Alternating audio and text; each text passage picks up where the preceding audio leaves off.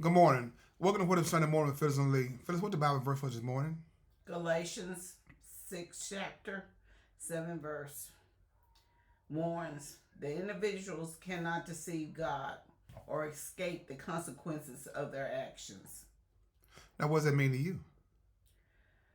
Whatever a person sows, they may harvest, they may reap it. It's a principle. It's divine justice, accountability of facing the results of one's lifestyle choices. Do you feel that some people sometimes, do you feel that people sometimes that they sow certain things that they don't reap those things? A lot of people don't think that because it's not instance. And the one thing they fail to realize, some whoopings come instant, and some come down the road, and some come indirectly. So, have you ever seen somebody that sowed something and they reaped it? Yes. Can you give me an example? Well, somebody that's in management, when they became a manager, they took advantage of the people. And they failed to realize just because they were at the top, someone's watching you too. In the end, they not only demoted this person, in the end, she was released from her job. So my thing is, you have to be careful how you treat people when you're at the top. So, Phyllis, would it be fair to say sometimes people feel to be at the top and they do a lot of evil deeds and they still at the top, nothing happens to them? You don't know that.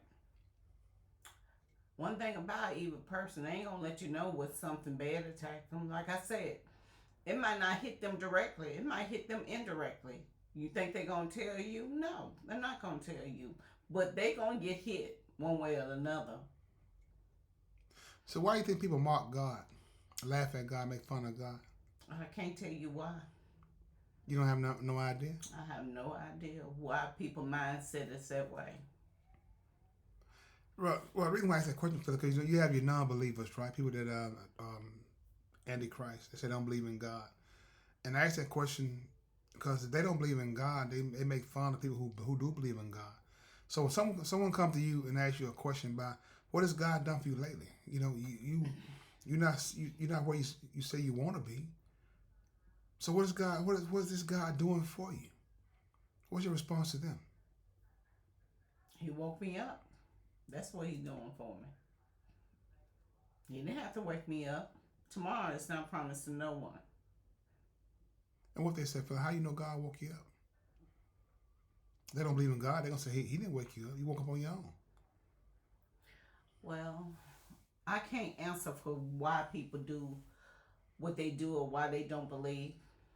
But it's for you as believers to be positive and encouraging.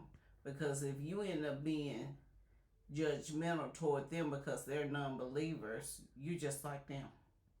So when would it be fair to say if someone comes to you like that and tell you, hey, I don't believe in God and this God you proclaim that you have, and I'm making more than you make. I have more than what you have. Is the best thing to do is basically just say nothing, just leave them where they at. Don't respond to that. Or should you respond? That's why you ask God for discernment. He'll give you, he'll let you know when you need to respond, when you don't need to respond. No, every issue or doesn't require a response. But you have to know which ones do, what situation do require a response versus not responding to it. So have you ever been faced with that? No, not really. Not with testing my faith, no.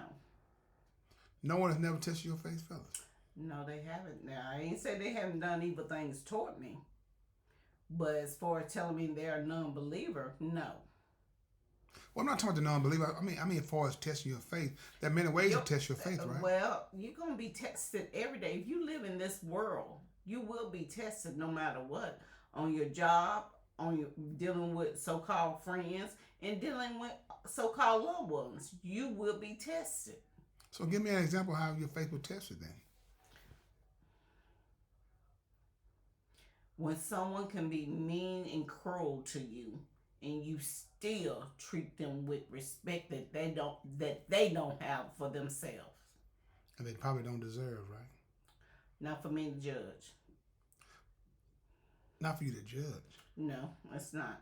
If they don't, it's not for me to judge whether or not they deserve the respect that they get.